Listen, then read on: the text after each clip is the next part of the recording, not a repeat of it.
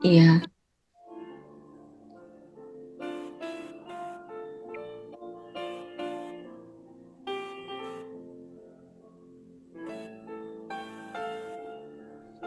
Rupanya belum masuk semua nih Romo, kita tunggu satu. Ya, udah pukul 1 ya.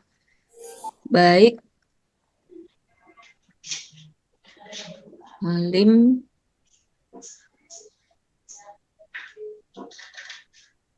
Ya, Hai, selamat datang kembali Bapak Ibu Romo. Selamat siang, berjumpa lagi. Selamat siang. Ya.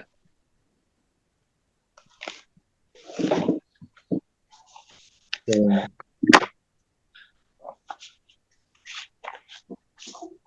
ini ada beberapa yang masuk di tempat saya.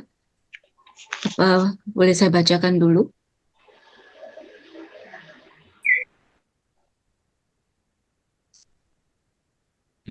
Bagaimana Romo Budiono, kita mulai dengan sesi tanya jawab atau mungkin ada yang mau Ya, baik, ya silakan. dibicarakan?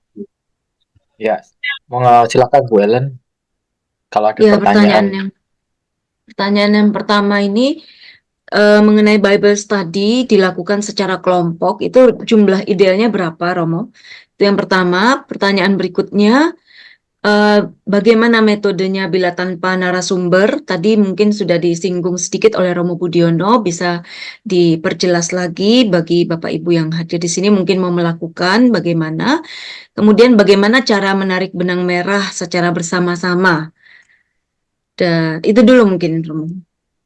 Ya. Silakan, Romo. Baik, tentang jumlah berapa orang idealnya dalam sebuah kelompok Bible study. Saya tidak punya referensi berapa yang baik ya. Tergantung dari tujuannya. Kalau kita membuat Bible study dalam apa ya untuk mencari pengetahuan apa ya yang luas bermacam-macam, bisa mengikuti kelompok Bible study apapun. Itu tanpa dibatasi jumlahnya.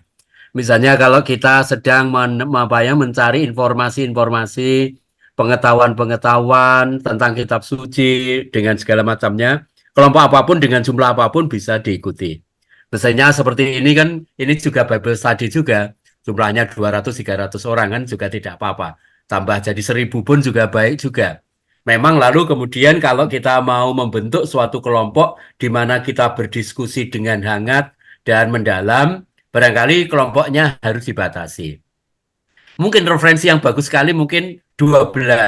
Seperti kelompoknya Tuhan Yesus. Itu menjadi pertanyaan yang menarik itu kan. Mungkin juga Santa Teresa Avila nanti mengikuti.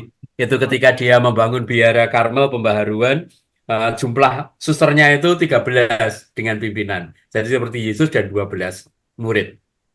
Nampaknya Yesus mempunyai intuisi yang bagus bahwa jumlah 12 adalah jumlah yang pas. Tidak sedikit, tidak terlalu banyak. Kalau terlalu banyak tidak intensif, kalau terlalu sedikit kurang rame. Nah, itu mungkin ya. 12 itu mungkin seperti itu. Mungkin ini apa ya nanti pancingan bagi saya untuk mencari apa makna 12 walaupun barangkali bisa diduga-duga. Gitu. Jadi mungkin kalau mau membuat apa ini kelompok mungkin 12 itu ya pas sekali mungkin ya gitu. Lebih kecil juga bisa tergantung apa ya model kelompoknya. Ada kelompok yang mudah orangnya, kelompoknya sulit, nah, tergantung ya. Itu bisa sedikit sulit, bisa lebih banyak mudah juga ada. Jadi tergantung apa ini komposisinya. Kalau kelompok Anda misalnya orangnya hanya 6 itu pun juga baik. Kalau 12 ya baik. Ya. Itu yang pertama. Lalu yang kedua tadi apa Bu? Benang merah mengenai.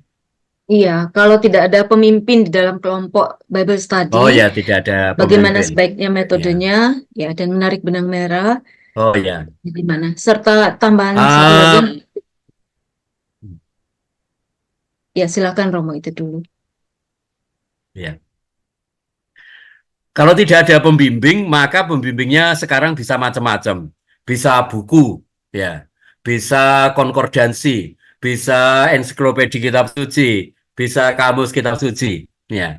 Saya dulu pernah walaupun waktu sedang belajar di Roma, tapi ada satu kelompok yang minta saya untuk ikut gitu ya. Saya waktu itu belum belum apa ya merasa bahwa saya sudah tahu banyak. Tapi belajar bersama-sama. Kalau kami berkumpul, kami bawa selain kitab suci, misalnya kitab suci edisi studi misalnya kan. Sekarang ada itu ya. Nah, saya kebetulan tidak punya malahan. Tapi waktu rapat bulan lalu di LBI, ada satu romo dari Flores, dia beli 50 karena ada umatnya yang pesan banyak sekali karena mereka mau studi dengan lebih serius. Ada kitab suci edisi studi di mana diberi catatan-catatan kaki gitu kan. Jadi dengan keterangan-keterangan gitu. Itu membantu. Selain edisi studi juga ensiklopedi dan kamus kitab suci. Kalau nanti Anda menemukan keterangan-keterangan yang tidak mudah, bisa dicek di situ, dikontrol di ensiklopedi atau kamus kitab suci. Atau kalau misalnya Anda tahu bahwa sedang mendalami suatu teks tertentu, misalnya Injil Matius, bawa saja nanti bersama waktu Anda studi itu tafsir Injil Matius karangan orang tertentu. Itu kalau sedang mendalami Injil Lukas ya, bahwa tafsir Injil Lukas karangan romo tertentu atau pakar tertentu. Nah, nanti kalau misalnya ada kesulitan dalam mendalami, baca saja tafsirannya itu di sini, kurang lebih. Walaupun tentunya semua itu terbatas. Kalau misalnya ada orang langsung yang lebih ahli, barangkali langsung bisa menjawab di situ persoalannya secara lebih spesifik. Ada keuntungannya ya. Tapi itu pun juga tidak menghentikan bahwa kalau misalnya tidak ada pakar, Anda tidak bisa belajar. Enggak.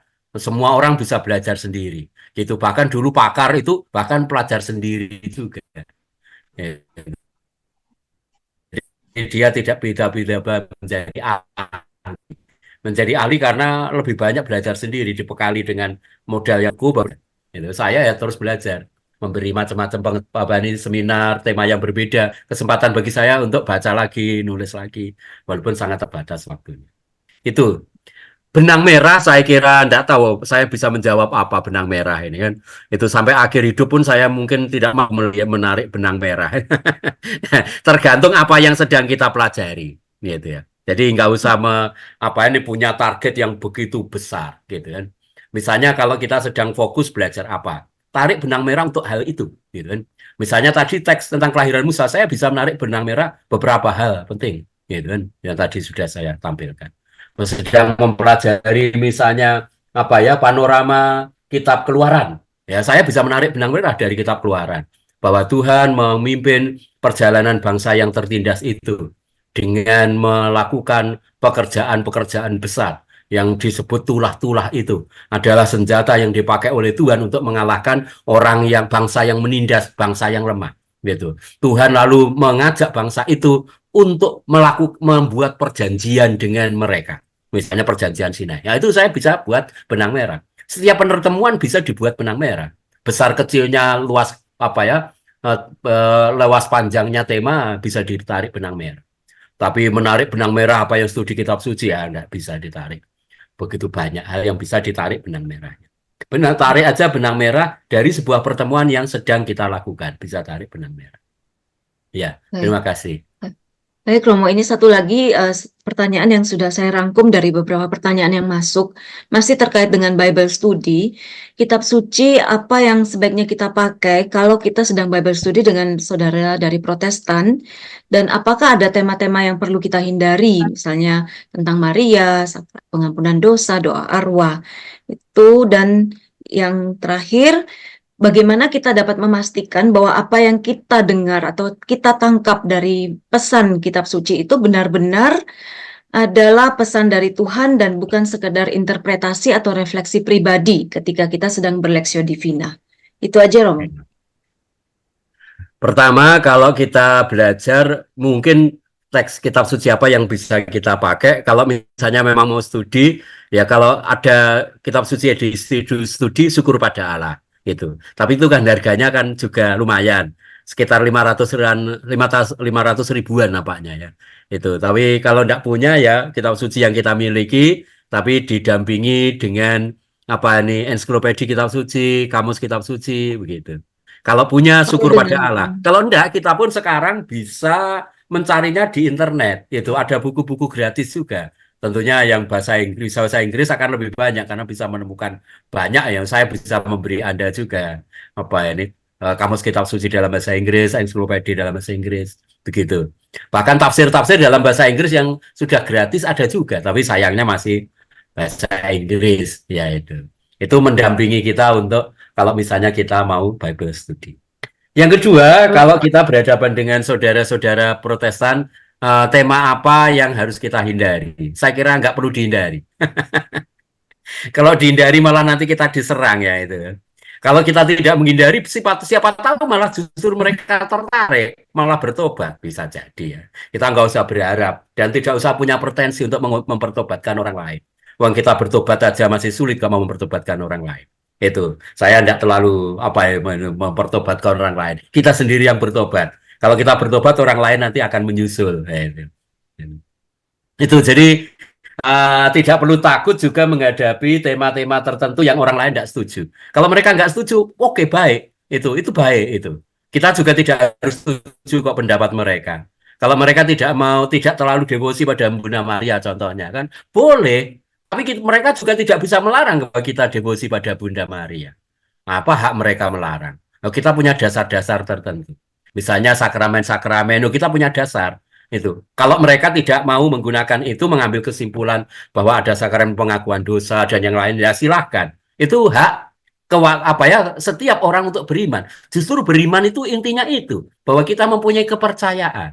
Kita bisa memberikan alasan-alasan, tapi alasan itu kan juga tidak digunakan orang lain. Seperti pemilu kemarin kan, itu kita bisa berdebat calon yang terbaik ini, yang menurut orang lain ya silahkan ya. Jago saya kalah ya enggak apa-apa juga, tapi saya bangga dengan jago saya kalah yang kalah misalnya kan. Itu, tapi saya yakin membela apa yang benar, saya yakin ya. Orang lain berpendapat lain ya terserah, enggak soal. Gitu. Jadi dalam pendalaman kita ini harus rendah hati gitu. Itu yang lalu menjawab juga pertanyaan ketiga itu. Bagaimana Romo kita bisa yakin bahwa apa yang kita renungkan, kita sharingkan merupakan kehendak Tuhan? Saya kira kita tidak perlu sampai kepada keyakinan ini. Malah berbahaya kalau kita terlalu yakin, wah ini kehendak Tuhan ini. Enggak. Itu di hadapan sabda Tuhan kita harus rendah hati. Cukuplah kita Tuhan, inilah yang mampu kami pikirkan. Kalau ada kekurangannya, sudahlah mengampuninya. Gitu. Kami setiap hari meditasi, kalau kami meditasi dibuka dengan itu, ditutup dengan itu. Ya Aba Allah yang marahim, diberikanlah doa anak-anakmu. Jika berkenan kepadamu, terimalah. Jika ada kekurangannya, sudahlah mengampuninya. Kami selalu doa begitu, mengakhiri doa ini. Ini juga berkaitan dengan Lexio Divina, pendalaman kitab suci, gitu ya. Malah ini membantu kita untuk rendah hati. Di hadapan refleksi kita, di hadapan sabda kan kita justru rendah hati. Tidak ada manusia yang punya klaim bahwa ini adalah sudah sabda Tuhan ini. Tidak. Kita manusia hanya mencoba menggapai istilahnya itu. Itu seperti dalam gambarnya tentang Musa yang menerima 10 perintah Allah, menurut versi Max Sagan, dua loh batu itu tangannya kelihatan tapi tersembunyi di balik awan. Lalu Musa itu dengan agak menunduk, jinjit-jinjit gini, mencoba meraih. Gitu. Demikian juga yang kita lakukan ketika kita pendalaman kitab suci, Lexio Divina. Kita mencoba jinjit-jinjit ya, mencoba untuk mengangkat tubuh kita, meraih sedapat mungkin, mendekati Tuhan. Tapi hanya Tuhan yang tahu. Gitu. Tidak perlu juga keyakinan pasti wah ini kehendak Tuhan. Hanya bahwa kita bisa mengatakan Tuhan ini yang bisa kami renungkan. Gitu. Kalau berkenan memang sesuai dengan kehendak-Mu, terimalah. Jika tidak, ampunilah kami. Dan itu yang membuat kita malah terus belajar. Gitu. Maka saya tidak terlalu oke dengan orang-orang yang mengatakan dengan benak, Romo Tuhan itu menghendaki saya begini. Wah itu. Menurut saya kurang rendah hati malahnya. Karena kita bukan nabi ya. Itu yang nabi yang memang dipilih oleh Tuhan untuk menyampaikan mereka mendapatkan revelasi, sementara kita dengan rendah hati berdoa mencari rencana kehendak Tuhan itu apa dalam hidup kita. Kalau kita terbiasa dengan penegasan rohani, biasanya kita tahu apa yang harus kita sampaikan gitu. Jadi kita tahu bahwa ini lebih sedekat dengan kehendak Tuhan. Kita tahu itu. Ini enggak gitu. Sama dengan memilih presiden kemarin. Orang yang biasa penegasan rohani tahu sungguh ini siapa yang paling dekat dengan barangkali pemimpin yang dikehendaki Tuhan. Tahu dia. Karena ada tentunya kriteria-kriteria. Tidak sempurna, semuanya tidak sempurna. Tapi yang paling mendekati. Itu kita tahu. Ya. Terima Ya, kasih. Ya. terima kasih Romo. Jadi berarti kalau Bible studinya bersama orang Protestan, kita pakai aja kitab kita masing-masing ya, Deuterokanonika bagi yang Katolik dan yang bagi Ya, Protestan. ya. Ya, baik terima kasih Romo. Silakan Pak Halim, Pak Rudi untuk melanjutkan. Ya, di sini saya sudah masuk pertanyaan berkaitan dengan referensi, Romo. Bolehkah referensi yang kita gunakan ini yang sifatnya apokrif atau bahkan pseudepigrafa untuk kita mencari sumber info, begitu, Romo? Apakah boleh Sebagai kita sumber info tidak menggunakan? apa-apa. Ya. Sebagai info pengetahuan tidak apa-apa, tetapi bukan dalam arti apa ya sebagai pembimbing kanon itu. Jadi kalau misalnya kita sedang belajar kitab-kitab apa misalnya kan, misalnya belajar tentang proses terjadinya kanon misalnya kan, karena kita sedang belajar mengapa kok hanya Matius, Markus, Lukas, Yohanes yang dijadikan Injil yang diakui sebagai kitab suci kita misalnya kan, harus tahu juga nama-nama isinya dari sumber-sumber itu, harus tahu mengapa kok Injil-Injil, 4 Injil itu yang diterima. Lah dari mempelajari itu kita tahu mengapa 4 Injil itu yang diterima sebagai sumber kanon. Itu sebagai kitab suci kita. Lalu tahu kitab-kitab itu tidak mencerminkan iman sebenarnya. Gitu. Jadi fungsinya itu. Tapi bukan lalu kemudian apa ya sebagai pedoman bahwa ini sabda Allah. Enggak usah dianggap itu. Sebagai pengetahuan kita kan bisa tahu apa saja kan. Gitu. Misalnya saya tahu apa ini apa gitu kan. Ya, tahu misalnya, oh tahu bahwa narkoba itu bisa berbahaya, tahu gitu kan. Tapi tidak usah menggunakan. Nah, itu. Jadi pengetahuan boleh, tapi tidak bisa digunakan. Tidak perlu digunakan sebagai pembimbing. Walaupun tidak perlu serta-merta bahwa apa yang dikatakan oleh Injil-Injil apokrif semua enggak. Jadi kadang-kadang ada pemahaman yang kurang lengkap, mengira bahwa semua yang dikatakan oleh Injil-Injil apokrif itu keliru semua atau palsu, enggak. Jadi tidak dalam arti itu, tapi dalam arti bahwa apa yang mereka tuliskan tidak menjadi sumber iman kita. Itu saja. Gitu. Jadi bisa saja bahkan mengatakan sesuatu yang baik di berbagai tempat. Saya tertarik misalnya Injil Thomas, beberapa hal dia katakan bagus sekali. Tapi itu bukan sumber iman kita. Jadi kalau saya kutip-kutip misalnya mengenai renungan-renungan, ya saya tidak ngitip Injil Thomas kan, tapi ngutip dan mewartakan Injil kanonik yang 4 itu. Itu dari tempatnya tahu ya. Makasih. Ya, makasih, Romo. Lalu kemudian ini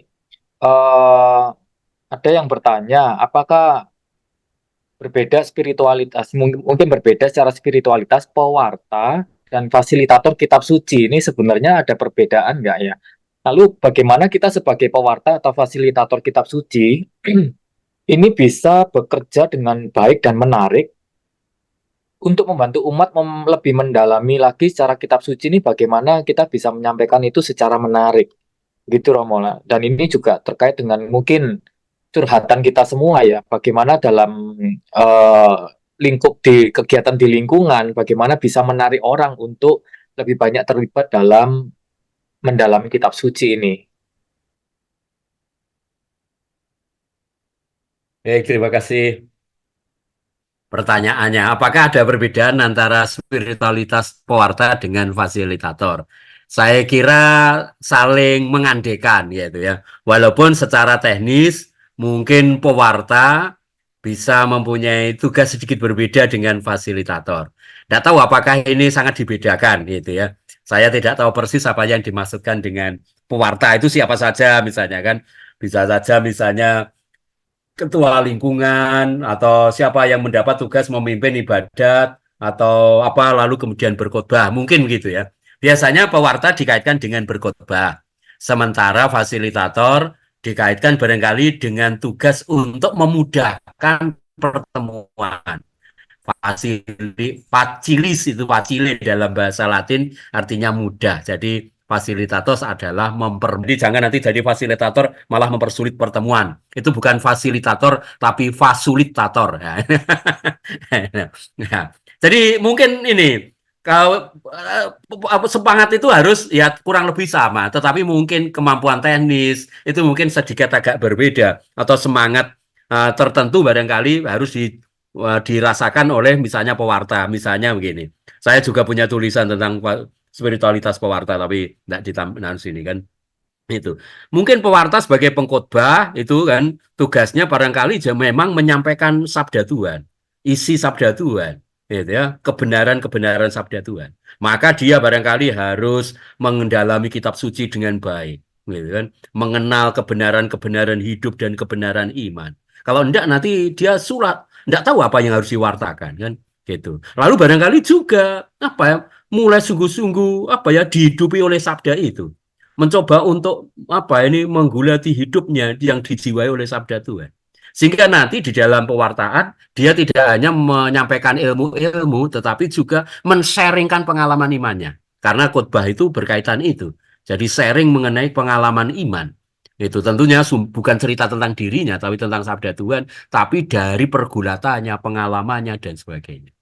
Sementara fasilitator barangkali berkaitan dengan tugas praktis teknis membuat pertemuan menjadi lebih lancar. Itu mungkin tugas fasilitator lebih ringan dalam tanda petik dalam hal ini ya. Misalnya bahwa kalau misalnya perwarta, misalnya kalau Injilnya bicara mengenai kejujuran, lalu dia tidak pernah jujur hidupnya kan susah khotbahnya nanti kan. Nah, dalam arti itu tugas pewarta barangkali lebih berat karena mengandung tuntutan moral juga. Sementara fasilitator lebih barangkali tugas teknis walaupun sangat baik kalau dia juga hidupnya baik misalnya kan pengetahuannya cukup. Tuh kalau misalnya jadi fasilitator pengetahuannya akan kitab suci sangat minim ya sulit gitu. Selain bahwa dia harus memperlancar apa ini pertemuan yaitu pendalaman ini. Mungkin saya bisa ngomong sebatas itu. Yang kedua tadi Pak Alim apa tadi? Bagaimana kita bisa mengupayakan sesuatu yang menarik Oh ya, baik. dalam Ya. mewartakan itu, Romo. Nah, itu persis yang akan dibicarakan besok. Ya, besok kan ada tema ini walaupun saya pernah punya bahan itu memberi itu, tapi besok akan di apa ini sesi keempat dari Bu Santi Jiwandono itu akan ada ini apa ini tema tentang teknik pewarta komunikatif. Lalu dari Bu Veronica metode pewartaan untuk remaja. Nah, itu ditunggu saja besok ya. Gitu. Ya, Maka baik Bapak Ibu. Makanya besok jangan sampai ya tidak ikut jangan karena bolos. Ya. intinya juga penting sekali kita teknik mewartakan bagaimana supaya menarik. Kemudian ada satu lagi, Romo, bagaimanakah cara kita mengetahui kata kunci dalam suatu perikop? Apakah kata tersebut apakah kata yang selalu diulang-ulang atau bagaimana? Bagaimana kita menemukan itu? Ya.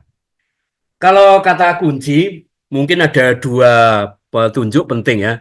Uh, diulang atau menurut strukturnya. Jadi misalnya tadi dalam teks kisah tentang kelahiran Musa tadi ya, itu saya yakin bahwa salah satu kata kunci penting adalah mengambil. Itu. Jadi keselamatan Tuhan terjadi nanti akan lahir Musa itu dan dia akan menjadi pemimpin bangsa yang tertindas itu. Tapi kata apa ini para pelaku lain punya peranan penting, yakni dengan kemampuan mereka untuk mengambil itu, mengambil sesuatu, mengambil tanggung jawab yang dijiwai oleh belas kasih nanti akan menjadi kata kunci penting dalam itu.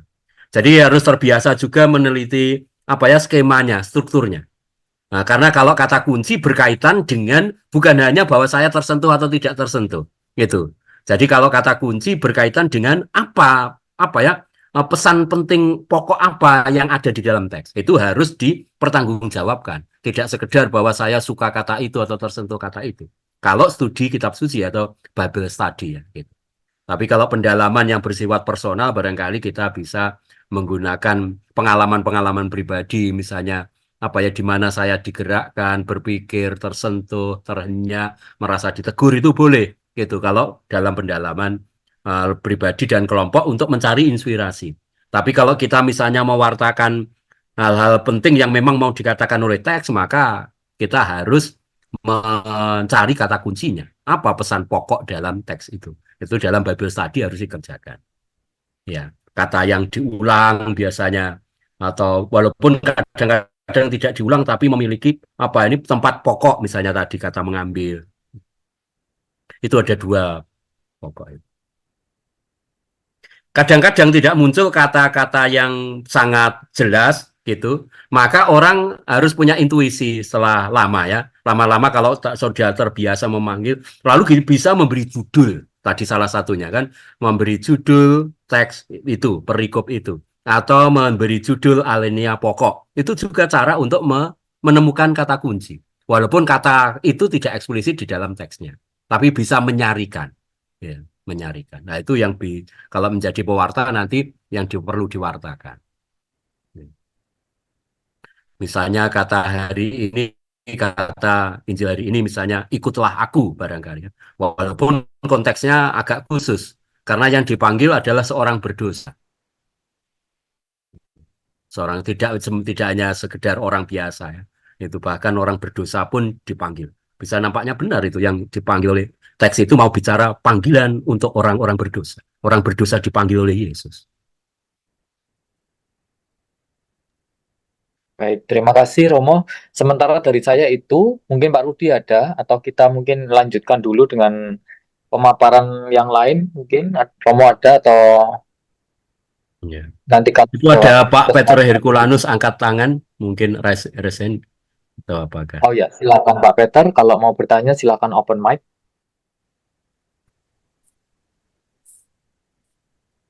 Selamat siang Romo, suaranya ada Pak? Ya, dengar ya, Yes. dengar. Iya, Romo. Ya. Kalau sekarang ini saya lihat kan banyak sekali pengajaran-pengajaran seperti kayak begini Romo. Dan sepertinya umat Katolik sudah mulai ada antusias, dan kagetnya tahun kemarin aja begitu banyak ini dan sekarang banyak, dan sepertinya sudah arah yang positif. Nah, saran dari aku sih Romo, arah yang positif ini dimaksimalkan, mungkin dari KWI atau dari apa, supaya jadi satu kesatuan. Jadi nggak kadang belajar ke sana, kadang belajar ke sini, itu sih nggak jadi masalah kalau buat aku juga. Supaya ada menjadi satu kesatuan aja, jadi bagus gitu loh. Itu yang pertama Romo. Yang kedua, ini yang aku minta Romo. Aku mau belajar misalnya tentang kitabnya si Yohanes atau kitabnya Matius, tapi benar-benar yang utuh gitu Romo. Maksudnya yang seperti tadi Romo bilang ya, misalnya mungkin butuh waktu, bisa kalau 1 minggu 1 kali, mungkin butuh waktu bisa 3 minggu atau butuh 4 minggu. Tapi intinya tuh belajarnya Yohanes aja atau Markus aja gitu loh. Atau dimulai dari Sinoptik dan Yohanes gitu loh. Mungkin aku belum dapat yang kayak begitu Romo. Oh ya. Itu Romo dari aku. Terima kasih untuk Pak Peter untuk semangatnya. Ini perlu dicontoh yang lain. Iya, semoga yang lain-lain juga antusias. Kebetulan saya ikut di LBI walaupun di ini pengawas, bukan dalam jadi pengawas yayasan, tapi setiap kali rapat setahun 2 kali ikut gitu. Walaupun bukan penyusun program, nanti ada pengurus LBI sendiri. Nah, Bu Ellen kebetulan juga ikut dalam kepengurusan sebagai wakil Kuspan Malang gitu. Nggak tahu apa ini gerakan yang memang sangat masif gitu ya. Jadi bukan hanya jalur resmi saja, tetapi juga jalur-jalur tidak resmi mengadakan kursus-kursus itu. Saya kira tidak perlu dibatasi, Pak, menurut saya ya. Gitu, tidak perlu dibatasi. Nanti kalau dibatasi malah membatasi Roh Kudus nanti. Bisa jadi bahwa ada kelompok-kelompok tertentu yang antusias itu, kelompok entah kecil besar gitu, mengadakan dengan bersemangat dan juga mungkin juga berbobot itu, walaupun terus disempurnakan, itu yang penting. Mungkin wadah-wadah yang ada di dalam LBI, kalau di dalam Gereja Indonesia kan wadahnya LBI ya, Lembaga Biblika Indonesia yang mengordinir itu. Mungkin memang benar usulnya Pak Peter itu ini mungkin prinsipnya adalah koordinatif dan subsidiaritas. Koordinatif itu mengkoordinir, saling mungkin sesekali diundang kelompok-kelompok apa saja yang ada di seluruh keuskupan itu yang menyelenggarakan itu, lalu kemudian sharing, saling mengoreksi, saling memberi masukan, itu mungkin baik gitu. Tapi tidak perlu mematikan atau menyetop istilahnya kan, kecuali kalau terbukti bahwa ini isinya membahayakan, saya kira enggak lah ya, tidak sampai di situ. Lalu yang kedua subsidiaritas. Artinya mendukung dengan membantu memfasilitasi hal-hal yang perlu dibantukan gitu kan. Dan saya kira LBI mulai mengerjakan ini. Jadi LBI sudah mulai misalnya memberi subsidi untuk kitab suci sehingga harganya lebih rendah daripada harga pasar. Atau barangkali membuat apa nih terbitan-terbitan. Ada 2 terbitan dari LBI yang dikirim. Tapi kadang-kadang umat tidak membaca itu yang saya tahu sungguh karena masih ada stok banyak sekali majalah di LBI yang tidak terbagi. Itu mungkin ke depan saya usul supaya LBI mempunyai daftar alamat kelompok-kelompok pendalaman kitab suci ini. Lalu dikirim nanti majalah-majalah yang barangkali daripada menumpuk itu dikirimkan secara gratis kalau bisa gratis. Saya usulkan nanti kalau misalnya bisa begitu Pak Herculanus. Itu jadi saya kira apa ini bisa dilakukan seperti itu. Nanti Bu Ellen bisa juga menyampaikan ini dalam rapat LBI. Yang kedua, pendalaman yang lebih spesifik, lebih fokus barangkali ya bisa dikerjakan dan mestinya harus dikerjakan pelan-pelan. Karena kita ini kebanyakan umat baru awal mengenal kitab suci, maka banyak kursus biasanya masih baru pengantar-pengantar. Dalam CCJ misalnya karena saya diminta untuk membantu membuat schedule-nya atau jadwalnya, maka saya setahun itu mengusulkan pembahasan paronamik, artinya panorama masing-masing kitab. Kitab Kejadian bahas 1 sore, lalu 2 minggu lagi kitab Keluaran gitu, baru begitu. Belum sampai pada membahas teks-teksnya.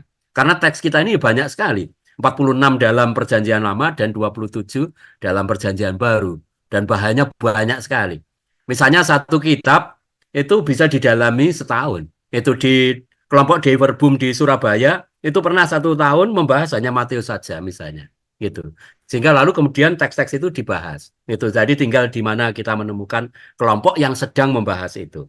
Tapi kalau Pak Herculanus mempunyai misalnya ide itu, bisa mengumpulkan mereka-mereka yang berminat. Tahun ini kita bahas Yohanes yuk, gitu ya.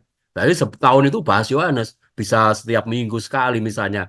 Apalagi sekarang dengan online, itu cukup misalnya bayar Zoom, tadi bahkan ada promosi kan, 1 jam 15.000, kalau kita belajar 2 jam hanya keluar uang 30.000, murah sekali. Nah itu bisa dikerjakan.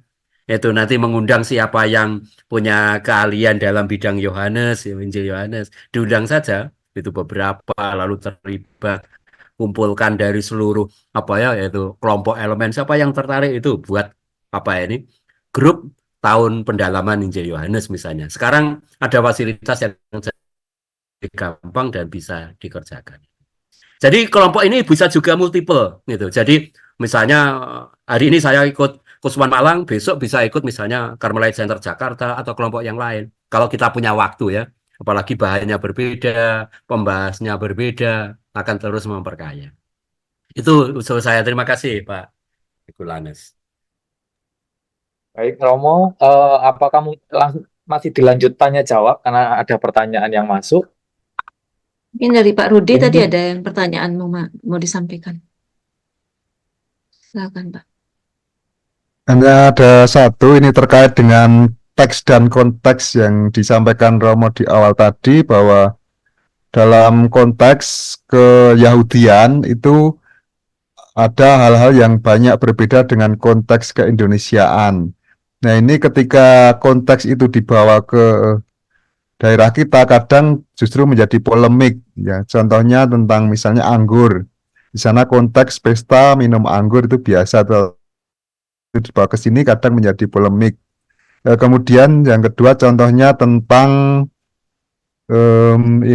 mencuci kaki. Tradisi mencuci kaki mungkin di tempat kita tidak begitu akrab, sehingga ketika diterapkan kadang menjadi suatu hal yang tidak lazim ketika dibawa apa adanya. Nah itu ketika mencoba mengkontekskan itu bagaimana metodenya, apakah bisa diganti anggur, diganti teh. Itu Romo. Iya, baik. Satu pertanyaan yang kritis barangkali, walaupun barangkali tidak segera mudah jawabannya untuk kasus demi kasus. Tetapi secara umum mungkin bisa saya katakan demikian. Memang benar bahwa kitab suci merupakan suatu dokumen teks kuno yang muncul dari latar belakang situasi zaman budaya, politik, agama, mentalitas yang berbeda, yaitu tempat, waktu, jadi banyak hal berbeda. Nah, seperti yang saya katakan tadi, teks tidak terlepas dari konteks. Itu. Jadi konteks itu tidak sadar. Tidak mungkin sebuah teks lepas dari konteks. Nah, ketika teks itu dibaca di zaman yang berbeda, tempat yang berbeda, dengan konteks yang berbeda, maka teks itu yang dengan konteksnya harus dibawa sekarang ke dunia kita dengan ketelitian dan ketajaman melihat konteks kita yang ada sekarang. Kalau dalam ilmu hermeneutik atau hermeneutik itu dari kata Hermes. Hermes adalah seorang dewa dalam legenda Yunani itu yang menjadi penerjemahnya dewa Zeus. Dewa Zeus itu dewa tertinggi. Karena dia terlalu tinggi kan maka harus ada dewa di bawahnya yang menerjemahkan itu kepada banyak orang manusia. Maka disebut dewa Hermes. Hermes ini menjadi asal kata hermeneutik. Jadi bisa dikatakan bagaimana ilmu menafsirkan suatu teks kuno untuk konteks zaman sekarang yang berbeda. Ini tuh hermeneutik itu soal itu. Soal penerjemahan teks kuno yang lahir dari sebuah konteks tertentu untuk zaman yang berbeda. Itu tugasnya hermeneutik. Ya. Ini sedikit lain dengan tadi eksegese itu. Nanti ada kelanjutan. Nah, misalnya kalau Romo berkhotbah, misalnya itu atau Anda semua yang di lingkungan berkhotbah, praktis sebetulnya harus mengerjakan apa yang disebut hermeneutik ini. Jadi menerjemah konteks bunyinya begitu karena konteksnya begitu. Tetapi sekarang konteksnya berbeda, Romo. Maka pesannya juga sekarang bunyinya harus sedikit banyak berbeda. Tidak boleh sama persis karena zamannya berbeda, konteksnya berbeda. Itu memang benar. Walaupun barangkali harus hati-hati.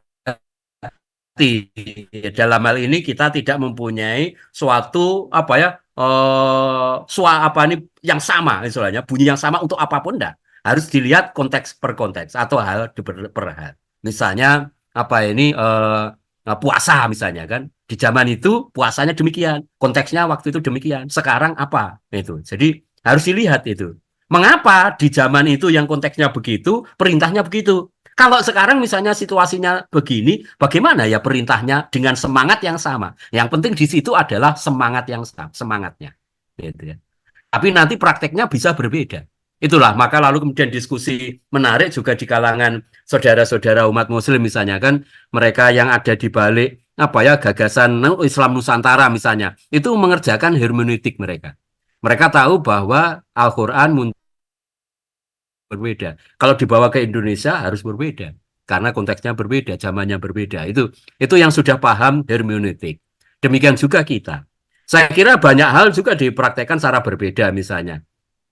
Nah, saya cukup sering ditanya, Romo, di dalam Perjanjian Lama kan kuat sekali ada perintah persepuluhan. Mengapa tidak diperintahkan dalam gereja Katolik sekarang? Misalnya kan ada pertanyaan begitu. Saya bergurau menjawab begini. Saya sebetulnya sebagai Romo ya senang-senang saja kalau ada persepuluhan. Gitu. Tapi umatnya itu contoh. Nanti kalau dipraktekkan kan saya dapat persepuluhan dari Pak Halim, dari Bu Ellen, dari Pak Rudi. Itu ya. Nah, itu harus dimengerti dengan baik. Semangatnya harus tetap, memang semangatnya tetap. Pada waktu itu mengapa kalau ada perintah persepuluhan misalnya kan? Harus dicari konteksnya. Itu salah satunya misalnya bahwa pada waktu itu karena ada suku Lewi yang tidak mendapat bagian tanah. Maka persepuluhan itu penting. Suku-suku lain harus memberikan sumbangan untuk suku yang memang tidak dapat tanah ini. Mereka tidak bisa makan nanti. Nah, zaman kita apakah ada begitu? Tidak perlu. Tapi semangatnya ada, semangat memberinya ada. Walaupun tidak harus persepuluhan. Romo-romo kalau diberi persepuluhan, wah kaya raya dia ya. Gitu, misalnya gitu, contoh aja ya. Tapi semangat memberinya harus ada. Tidak harus persis seperti itu. Nah, itu banyak sekali teks-teks tidak kita praktekkan lagi biasa berkaitan misalnya dalam ritus-ritus dan sebagainya. Tapi harus semangatnya diambil. Misalnya persembahan buah bungaran misalnya kan, wah itu semangatnya bagus sekali. Itu bahwa buah pertama dipersembahkan kepada Tuhan. Itu suatu pedagogi. pedagogi yang bagus sekali bahwa manusia dididik untuk memberikan hasil pertama kepada Tuhan karena sadar semuanya dari Tuhan. Mestinya 10 semuanya harus diberikan pada Tuhan, maka Abraham memberikan anaknya ini. Itu suatu pedagogi ya. Semangatnya harus kita ambil. Lalu pertanyaan bagi ibu, bagi bapak sekarang, apa yang harus saya lakukan ya dalam konteks saya sekarang? Situasinya begini, bahwa saya harus memberikan kepada Tuhan apa yang menjadi hak Tuhan misalnya. Nanti prakteknya bisa berbeda-beda. Itu.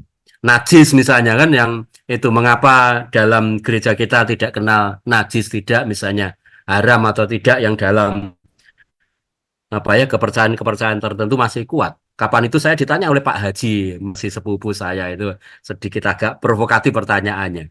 Saya jawab yang kurang lebih sama gitu ya. Konteksnya berbeda, tapi pedagoginya tetap.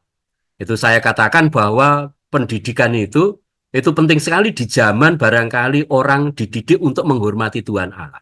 Gitu kan. Tidak semua hal harus kita makan. Ada hal tertentu yang barangkali tidak kita makan. Seperti juga puasa untuk ini membatasi diri gitu. Tapi konteksnya zaman sekarang barangkali harus diterjemahkan dalam konteks yang berbeda. Sedikit aneh kalau misalnya orang mati-matian tidak mau makan daging tertentu karena alasannya, tapi dia sendiri tidak tahu maksudnya apa. Wah, itu kan repot itu. Itu mengerjakan sesuatu tanpa tahu maknanya. Wah, itu bisa menjadi fundamentalis. Itu kan itu. Jadi gagasan najis tidak najis bagi sekarang ya tetap ada sebetulnya. Walaupun praktiknya berbeda. Gitu kan. Kalau misalnya sembarangan tidur-tiduran pakai pakaian sembarangan itu ya dalam tanda petik bisa dikatakan najis karena tidak bisa menghormati tempat suci misalnya kan. Itu konsep itu ya harus ada di hidup kita hidupi sekarang ini. Bentuknya harus diwujudkan dalam berbeda tapi pedagoginya tetap sama. Ya, bahwa kita menghormati Tuhan. Yaitu memberikan hal-hal tertentu hanya Tuhan. Saya tidak mau mengambil ini untuk Tuhan saja. Misalnya begitu, itu harus ada. Ya. Terima kasih Pak Rudi. Sami-sami Romo. Itu masih ada yang raise hand Pak Halim, apa mau dilanjut atau? Silakan Pak Bona. Pak Bona raise hand, silakan buka mic. Kalau berkenan open cam Pak Bona, biar kita kalau berjumpa. Baik, selamat sore Romo. Selamat sore Pak Bona. Baik Romo, saya hanya mau menceritakan praktik tentang kegiatan fasilitator seri kitab suci di paroki. Oh ya. Salah satu hal yang menjadi tantangan bagi kami selaku fasilitator kitab suci di paroki itu, tantangan yang pertama, kurangnya minat umat untuk terlibat dalam kegiatan seri kitab suci. Dan kalau kita selidiki, ada beberapa faktor yang menyebabkan umat itu kurang terlibat dalam kegiatan seri kitab suci maupun katekese. Ini yang pertama berkaitan dengan situasi dan keadaan, dan juga dipengaruhi oleh perkembangan teknologi dan juga perkembangan global sekarang itu, di mana lebih mengutamakan hal-hal yang sifatnya rasional, sedangkan soal imannya itu kurang menjadi fokus perhatian. Dan juga alasan lainnya ini berkaitan dengan di kalangan umat itu disebabkan oleh Romo? Antara pengetahuannya tentang kitab suci itu kurang dengan pengalaman iman yang dia miliki, sehingga ketika terjadi pro dan kontra seperti itu, maka ada semacam hal-hal yang sedikit malas bagi umat itu untuk terlibat dalam kegiatan sharing kitab suci. Terus itu yang pertama Romo. Yang kedua, saya hanya mau menarik perhatian saya tadi terkait penjelasan dari Romo tadi tentang tujuan pendalaman kitab suci, yaitu ada dua. Yang pertama, pemahaman isi kitab suci. Yang kedua, menemukan inspirasi hidup. Terkait pemahaman isi kitab suci tadi Romo, jadi sudah menjelaskan tentang Bibli study, belajar kitab suci, terus untuk menemukan inspirasi hidupnya tadi melalui sharing kitab suci dan Lectio Divina. Baik, terkait hal ini Romo, kalau kita melihat dalam konteks gereja Katolik yang berhak untuk memberikan penafsiran dan ajaran tentang kitab suci itu golongan hierarki. Artinya awam itu tidak diberikan kesempatan yang seluas-luasnya untuk fokus belajar dalam bidang kitab suci. Berangkat dari situ, kewalahannya kami selaku fasilitator kitab suci di paroki ini, antara pengetahuan yang kami miliki dengan situasi nyata atau kontekstualnya itu berbeda, sehingga masih ada pro dan kontranya berkaitan dengan persoalan-persoalan seperti itu tadi Romo. Mungkin Romo bisa memberikan trik bagi kami, kira-kira solusi yang terbaiknya untuk mengatasi persoalan seperti itu seperti apa? Ya baik Pak, ini pertanyaan sulit ini ya. Ya, karena tentang kesulitan itu ya, sehingga kita menjadi fasilitator ya. Baik Pak, jadi saya kira tidak perlu menarik diri atau kemudian menjadi kurang semangat karena situasi-situasi itu. Saya di awal memberi apa ya, itu pengantar seperti itu atau ajakan. Ya, jadi para rasul dulu ketika mewartakan Injil malah mereka jadi martir itu kan, dibunuh ya. Kita kan belum jadi martir ini ya. Masih duduk di depan Zoom masih tenang-tenang ya. Itu. Jadi kesulitan-kesulitan itu relatif gitu. Kalau ada, saya kira harus menjadi tantangan yang lebih serius usaha kita ya. Itu. Lalu kalau misalnya soal banyak sedikitnya yang tertarik gitu, apa ya, ya tidak apa, tidak menjadi apa ini faktor yang harus menurunkan semangat kita. Sedikit syukur apa ini kita jalani, banyak syukur kepada Allah. Itu. Memang itu jadi sifat manusia ya, kita ini cenderung memilih apa yang mudah, itu normal sekali. Tetapi bagi mereka yang sudah apa ya paham sabda Tuhan, pasti sabda Tuhan itu menarik, gitu. Menarik. Nanti memang ada usaha-usaha manusiawi untuk membuat menarik. Tapi pada dasarnya kitab suci itu menarik. Itu sabda Tuhan itu menarik. Kalau tidak menarik aneh, karena ini sabda dari Tuhan. Kalau tidak menarik itu yang nggak beres bukan sabda Tuhannya, yang nggak beres kita-kita manusia. Itu kalau boleh saya mengatakan ya. Gitu. Kalau sudah mulai tetap merasakan itu pelan-pelan akan apa ya merasa oh ya ketagihan akan sabda Tuhan. Itu harapannya begitu. Memang zaman kita memberikan tawaran godaan itu kita harus kita pandang sebagai godaannya. Godaan bahwa manusia ditawari sabda-sabda yang lain. Itu maka kita sabda Tuhan selalu berperang melawan sabda-sabda itu. Tapi tidak usah menyerah lah. Kalau misalnya dalam sebuah kelompok atau lingkungan yang datang 5, kerjakan aja 5. Tidak usah menurun semangatnya juga. Keberhasilan kita tidak diukur banyak kecilnya, gitu kan. Itu Tuhan sendiri tahu itu kan ada tanah-tanah yang berbatu-batu, ada yang tipis, ada yang dihimpit, itu Tuhan Yesus tahu. Jadi ini juga disampaikan kepada para pewarta. Kadang-kadang mungkin kita menjadi kurang bersemangat. Gitu. Yesus jangan lupa itu ditolak juga ya. Jadi apa ini suatu yang normal. Apalagi di zaman kita. Oleh karena itu kita yang memiliki tugas menjadi fasilitator harus memiliki semangat yang besar. Dan kita sendiri harus mengalami pengalaman personal bahwa saya berguna dengan sabda. Itu sehingga lalu nanti memotivasi. Ya, memotivasi Anda untuk tidak menyerah itu Pak Bona. Gitu. Lalu sebagainya besok akan didalami tentunya bagaimana supaya membantu kita bisa menjalankan tugas dengan lebih apa ya, lebih baik. Saya sendiri ya tentu sedikit punya pengalaman walaupun terjun ke lingkungan sangat jarang. Gitu. Tetapi sejauh yang saya alami nampaknya ketika apa ya kita lama-lama mengerjakan tugas ini lama-lama menjadi lancar sendiri. Itu yang bisa saya katakan. Zaman kita memang zaman yang apa ini? Mungkin karena tawarannya lebih banyak. Bukan berarti zaman dulu tidak ada ya, walaupun bentuknya berbeda saja. Itu tapi selalu kitab suci berhadapan dengan itu ya suara-suara yang lain. Makasih Pak Bona. Baik, yang penting tetap semangat untuk terus mewartakan firman Tuhan, begitu ya. Baik, Romo, masih ada waktu, mungkin mau dipakai untuk hmm, membuka pertanyaan lagi.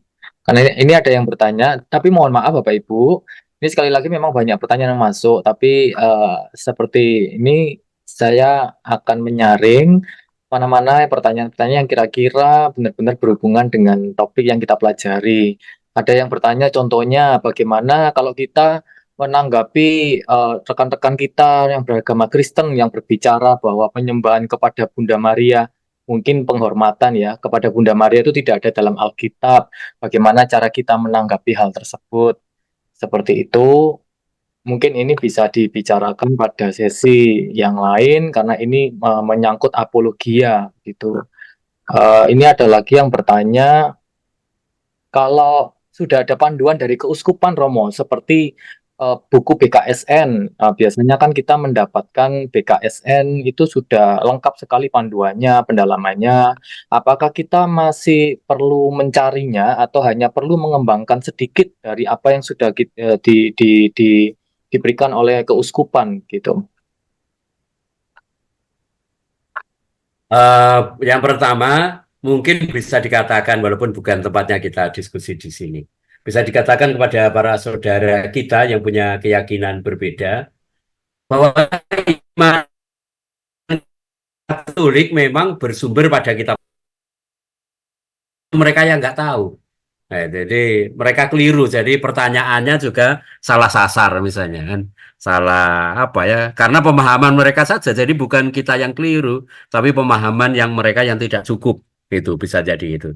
Jadi tenang saja dan tidak usah fokus untuk menjawabi pertanyaan dari umat lain. Iman kita tidak didasarkan pada iman mereka kan.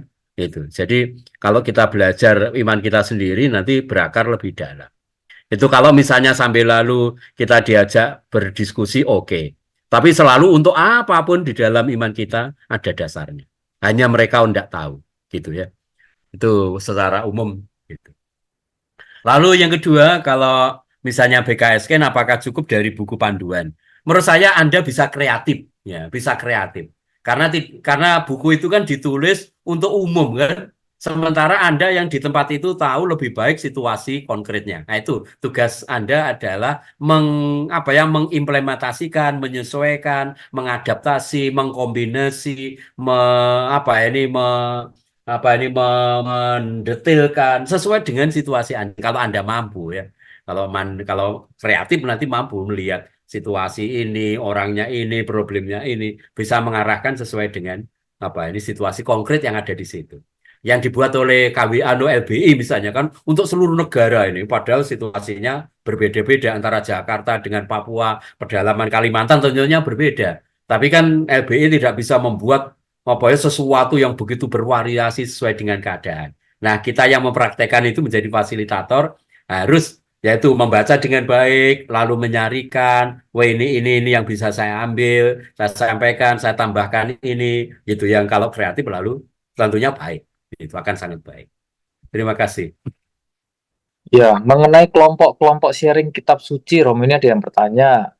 Mungkin ini saya agak bingung menyarikan pertanyaannya. Mungkin yang dimaksud adalah apakah ada kegiatan sharing kelompok kitab suci seperti tadi yang Romo Budiono singgung, Emmaus Journey, itu yang saya tahu ke AJ Jakarta begitu ya. Atau ada juga mungkin di sini buku harian Nah, ini apakah ada kelompok-kelompok lain Romo yang Romo ketahui selain ini?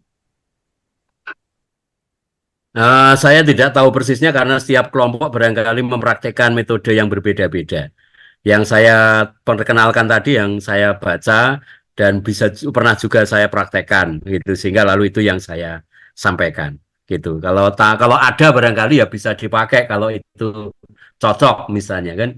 Tapi yang saya sampaikan tadi yang lain, saya kira. Tapi misalnya TAT tadi satu proses yang sederhana, tapi saya kira bagus untuk mendalami ya.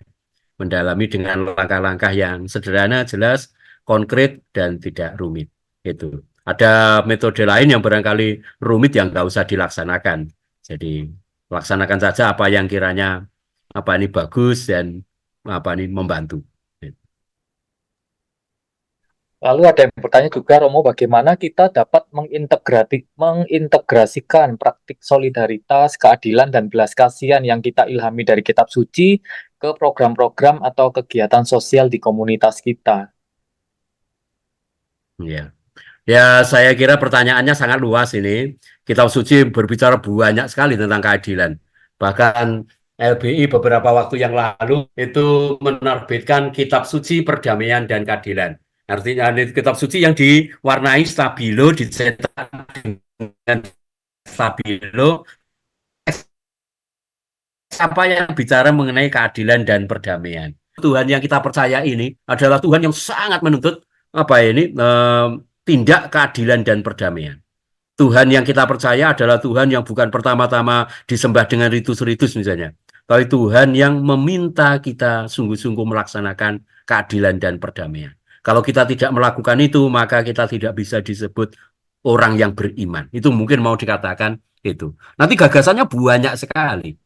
Di berbagai zaman berbeda, nanti tuntutan teks-teks itu berbeda-beda karena situasinya berbeda. Di zaman ada banyak yatim piatu dan janda, itu salah satu tugas dan janda misalnya kan untuk mempraktekkan keadilan itu. Nah sekarang barangkali bisa banyak sekali, tidak terbatas itu program yang bisa kita lakukan sesuai dengan konteks situasi dan akses masing-masing. Tapi inspirasi dari kitab suci tidak terbatas, banyak, terlalu banyak, ratusan istilahnya teks-teks tentang itu. Tapi barangkali bisa dengan gampang dikatakan di mana ada situasi tidak adil, panggilan kita adalah mewujudkan keadilan.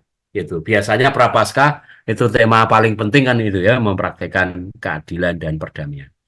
Itu jadi programnya apa? Ya bisa dipikirkan. Itu harus berkumpul orang-orang yang bertanggung jawab di lingkup itu. Entah lingkup Anda itu paroki atau wilayah atau keuskupan atau lingkungan. Lalu pelajari inspirasi apa yang ada di dalam kitab suci. Tak terbatas itu inspirasinya. Contohnya misalnya kan itu yang nanti dibulatkan di dalam 7 tindakan cinta kasih jasmani dan rohani. Misalnya memberi makan orang lapar, memberi pakaian orang telanjang, memberi tumpangan orang yang tidak punya rumah, lalu memberi minum air, memberi air orang yang haus, mengunjungi orang sakit, mengunjungi orang di penjara, lalu mendoakan orang mati. Ya itu contohnya 7 tindakan itu. Tapi ya jauh lebih luas dari itu. Itu di tempat Anda mungkin tidak banyak orang lapar haus atau bisa dilihat itu. Tadi tindakan dari Miriam tadi juga memberi inspirasi. Lihat kondisi apa yang ada di dalam lingkungan Anda. Itu lihat itu situasi dulu. Sementara inspirasinya banyak sekali dari kitab suci. Nah, tidak terbatas, nanti bisa ratusan program yang kalau mau dilakukan. Tergantung situasi yang ada.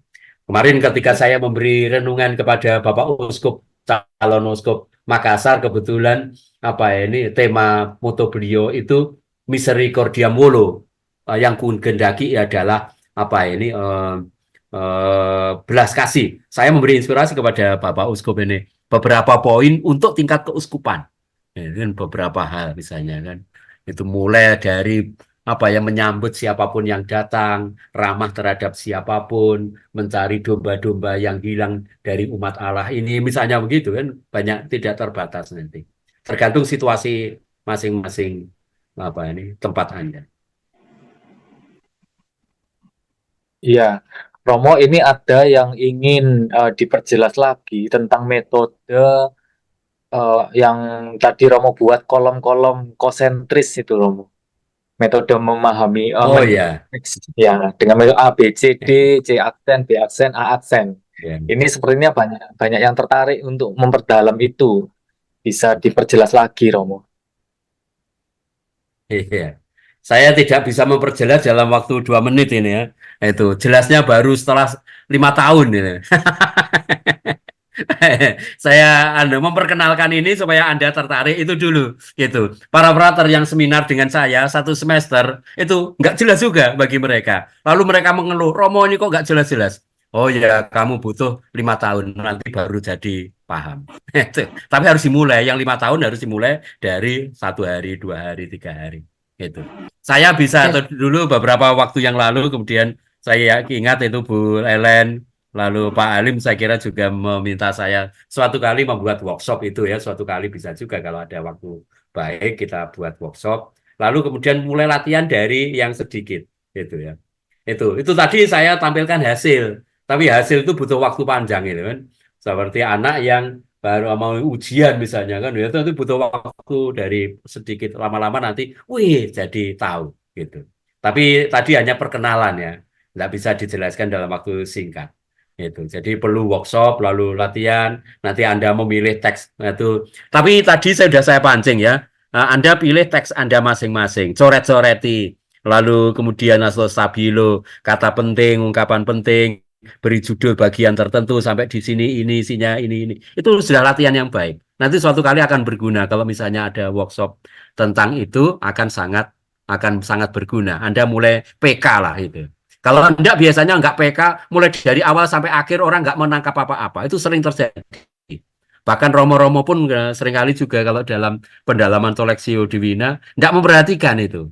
Jadi perhatian ini dulu. Baca teks pelan-pelan, lalu coret-coreti. Ketika mencoret itu Anda kan sudah mulai perhatian kan, mulai tertarik, mulai mikir, mulai ini gitu. Lalu nanti bagaimana bisa menemukan sebuah struktur dari sebuah teks atau cerita misalnya, nanti pelan-pelan akan saya perkenalkan ya dengan langkah-langkah tertentu. Itu baik, itu tertarik supaya nanti ikut terpancing memang ya untuk Ya, Terima kasih Romonya. lebih lanjut. terima kasih. Ya. Baik, memang kita perlu ada satu sesi atau waktu khusus apabila kita ingin mendalami ini ya. Kita tidak mungkin mendalami semuanya dalam waktu kurang lebih 3 jam ini karena terlalu luas sekali apa yang kita pelajari.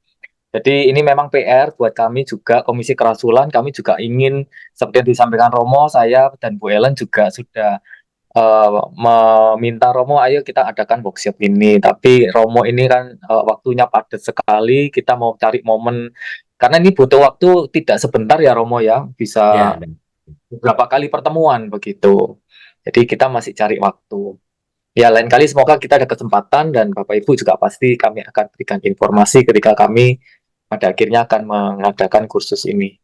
Baik, mungkin ada lagi Romo yang ingin diajarkan kepada kami. saya kira cukup, kita sudah jam 2. Ya, saya kira waktu istirahat ya.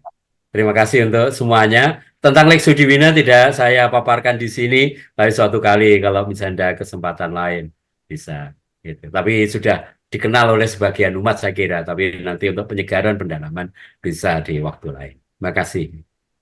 Ya, baik Bapak Ibu, sekali lagi saya mohon maaf apabila ada pertanyaan yang belum terakomodasi juga karena keterbatasan waktu. Dan untuk absensi, link absensi setelah ini saya akan bagikan di grup ya, di WA grup. Jika tadi belum sempat absen atau mengalami kendala, bisa dilakukan nanti setelah kursus ini. Dan ketika mengisi link absensi, pastikan semua sudah terisi lengkap karena apabila ada yang belum terisi, maka link itu tidak bisa disubmit. Nah, misalnya paroki. Nah, paroki selain Keuskupan Malang nanti ada pilihan paroki lain-lain. Setelah itu akan keluar satu baris baru. Di situ Bapak Ibu harus mengisi paroki secara manual. Ibu isi sendiri di situ. Baik, sebagai penutup mungkin Bu Ellen ada yang mau disampaikan. Nggak ada Pak Halim, sampai ketemu besok. Terima kasih banyak semuanya. Terima kasih Pak Romo Budi. Ya. Bisa tanya sedikit, Pak? Besok jangan sampai ketinggalan lagi, jangan sampai ketinggalan sesi besok juga cukup menarik karena seperti tadi yang sudah disinggung-singgung bagaimana caranya kita bisa menyampaikan firman Tuhan supaya bisa lebih menarik. Nah itu besok ada sesi dengan Bu Santi Jiwandono yang akan membahas atau mendalami lebih dalam lagi. Sampai ketemu besok Bapak Ibu. Sebagai penutup kita akan tutup dengan doa yang akan dipimpin oleh Bapak Franciscus Xaverius dari Cimahi. Ya. Pak Franciscus Xaverius nanti boleh ditutup dengan berkat dari Romo Budiono. Silakan Pak Fransiskus, mic-nya masih di mute. Ya, oke. Mari kita satukan hati dan jiwa kita dan batin kita dalam doa penutup ini. Dalam nama Bapa dan Putra dan Roh Kudus. Amin. Amin. Tuhan Allah Bapa dalam surga, Bapa yang memurah dan penuh cinta. Kita manusia selalu berdosa dan berdosa lagi, tetapi Allah selalu menunggu kita datang kepadamu dan memohon ampun dan berupaya untuk hidup sesuai dengan kehendak-Mu. Kami bersyukur kepadamu atas kebersamaan iman yang telah kami alami dalam kursus pewarta dan fasilitator Kitab Suci di sesi 1 dan 2 ini. Semoga para peserta tetap setia dan hadir pada sesi 3 dan 4 besok. Bapa di surga, kami akan melanjutkan dengan kegiatan masing-masing setelah ini, dan semoga kasih dan kedamaian selalu ada dalam kehidupan kami sehari-hari, dalam kehidupan keluarga, gereja, dan dalam masyarakat. Dan dalam nama-Mu dipuji dan dimuliakan selalu demi Kristus, Tuhan, Pekantara, dan Juru Selamat kami. Amin. Amin. Tuhan bersamamu. Dan bersama Roh-Mu. Semoga saudara sekalian beserta keluarga, umat Allah yang terkasih, pekerjaan dan pelayanan sehari-hari, tugas serta rencana-rencana kita dilimpahi rahmat, perlindungan Allah yang Maha Kuasa, Bapa dan Putra dan Roh Kudus. Amin. Amin. Terima kasih semuanya. Terima kasih Romo. Amin. Selamat sore. Terima kasih. Terima kasih. Terima kasih Romo. Terima kasih Romo.